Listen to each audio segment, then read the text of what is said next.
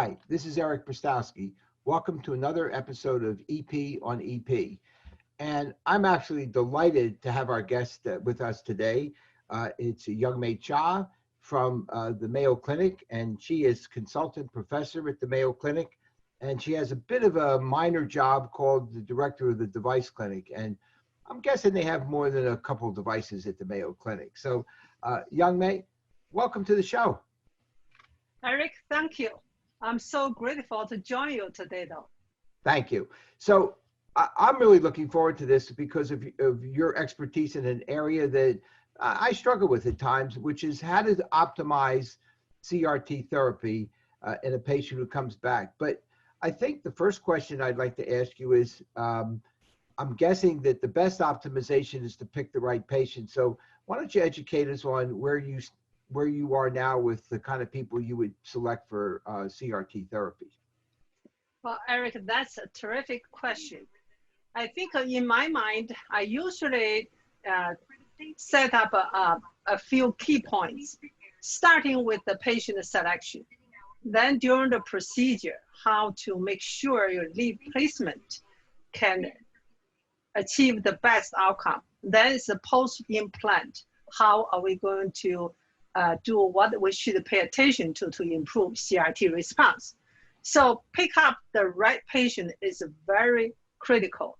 So this is why current CRT guideline is pointing out the patient, and the key here is the ECG criteria with the left bundle branch block morphology and wider QRS duration.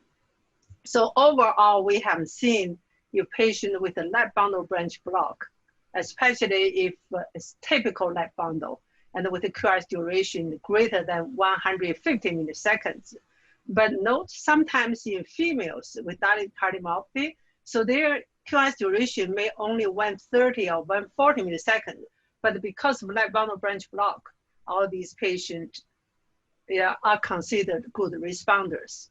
So, and also the meta-analysis, a lot of clinical trials have been proven this important criteria with the wider QRS duration and the left bundle branch block.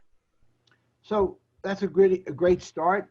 Let me just tell you, like, I had a patient the other day that I wrestled with in my own mind a little bit because they did have a non-ischemic cardiomyopathy and an EF of around 25 to 30, but they had a right bundle, but it was a pretty broad right bundle. It was about 175 or 80 milliseconds. When do you think it's a good thing to do, or what kind of patient with a right bundle would you consider for CRT? Okay, so based on the current guideline with the HACC HRS guideline, so if your patient neural function class 3 with the patient like you mentioned, very wide QRS but right bundle branch block, and then there will be class 2A indication. But if patient is neural function class 2, then the patient will be 2B indication. So, so in that regard, so I look at the right bundle as this. It really depends on patient who has underlying the left bundle or left ventricular conduction delay or not. Okay. So some patients are pure right bundle branch block. And these patient responding rate probably with that wide QRS from our institution experience is probably 30%. But if patients who does have underlying left bundle branch block, but the right bundle conduction more delayed than the left bundle. So of course, ECG show the right bundle. And this type of patient may have some response. So I think that's, there are two kinds of a patient with the right bundle branch block presentation. Well, that makes a lot of sense because if you just take electrophysiologically, if you just had a pure right bundle and nothing else, you wouldn't have a QRS duration of 175 milliseconds, right? I agree. Yeah. So that's a really good point you're making. Are there people you wouldn't do? So let's say you take a person who's got a left bundle and the QRS duration is 160 milliseconds, but they have ischemic heart disease, and you do an MRI and you find a big scar on the lateral wall.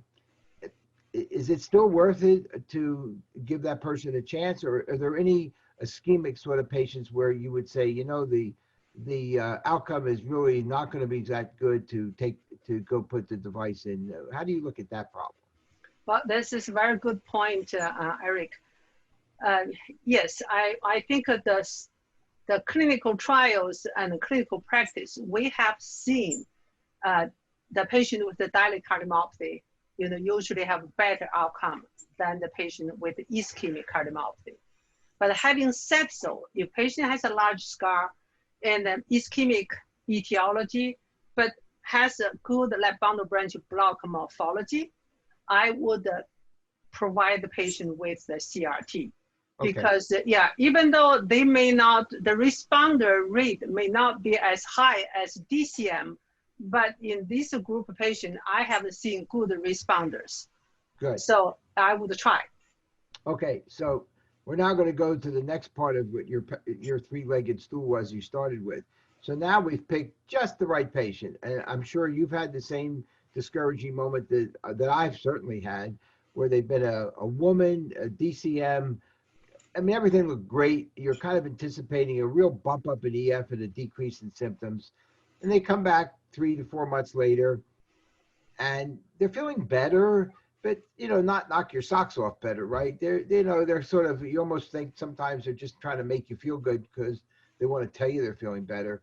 And you go do a functional study and your EFs move 5%. What do you do next to see if you can change that situation?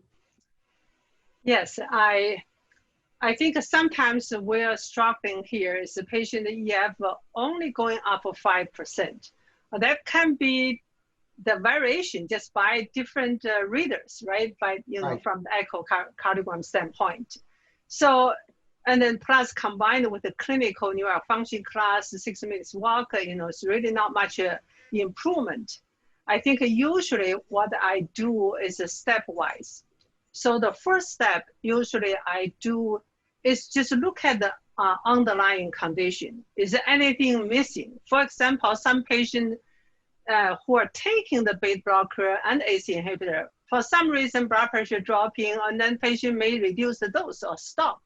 You know, somehow, you know, volume overload is another component. I think in this kind of patient, you have to think about the whole package and look into the other possibility. Then the next step, I will look into how many percent this patient is IV pace. So that's a very, very important step, because the biventricular pacing, we really want to achieve 100% or 99% IV pacing. The reason is 1/3 patient who receive CRT, they have atrial fibrillation. So their ventricular rate can be very high over your baseline pacing rate. And they may deliver pacing, IV pacing, but it's triggered pacing. So in that case, we need to provide a higher dose of AV blocking agent, or may do AV node ablation. The AV node ablation process, many studies have shown, you know, even though you ablate AV, after you ablate AV node, you do achieve a great improvement in clinical symptoms and survival. So this is a very critical step. And another thing, as an electrophysiologist, we know the patient with the cardiomyopathy have a lot of PVCs. So sometimes multifocal PVC, then you need to give antiarrhythmic drug. Or unifocal PVC, we take the patient to the lab for ablation if the burden is over 10%, for example. So these are important, you know, to suppress the, to really control the ectopies or irregular heartbeat. And in this way, we can achieve as high as possible for the IV pacing. So that's a terrific checklist. You know, a lot of people forget some of those things. Yes. And it's always good to go back to basics, right? Mm-hmm. But let me make your life a little more miserable. So let me give you a situation where none of those were there. So you got a patient who came back and they're maybe not 100%, but 95, 96%, no AFib, no PVCs. It just isn't doing it. Is there I will tell you, I've been very disappointed over the years with all these things people say we should do, like using the echo optimization and all that. I've honestly been a bit disappointed, at least in my own center.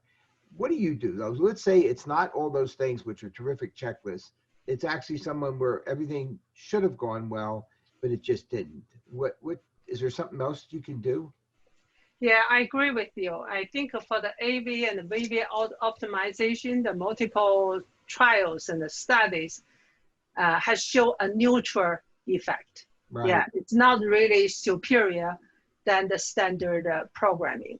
So the other things I would look into that is if we do have a good LV lead location, that even though we know, we want to put the lead on the lateral wall, and then like maybe the CRT, those clinical trials has not shown much difference with the lateral wall pacing compared to the anterior interventricular pacing. But having said that, it's very important to pay attention to is to make sure the pacing is on the mid ventricle and the basal ventricle, not the apex. Okay. So I think sometimes without the leader, we like to pace the, pole one, but often the pole one is on the apex. So that's why we need to look into these details, to look into the configuration if we can change.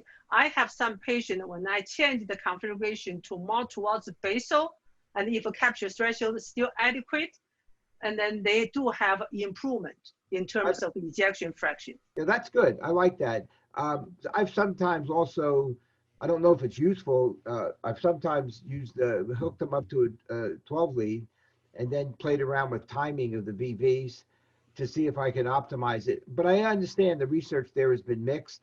But sometimes you're left with nothing else to do. You figure it's worth a shot, right? So yes, that's right. Yeah. Is that something you will occasionally do too if you? We do. Yes, if a patient, even though the overall trials have not shown apparent a better outcome, but individual patient may be different. We sometimes do echo guide if patient is totally non-responder. There's no other reason, and any other factors we can look for. We do individualize the VV or AV optimization, and then some patients even they're sicker on the transplant list.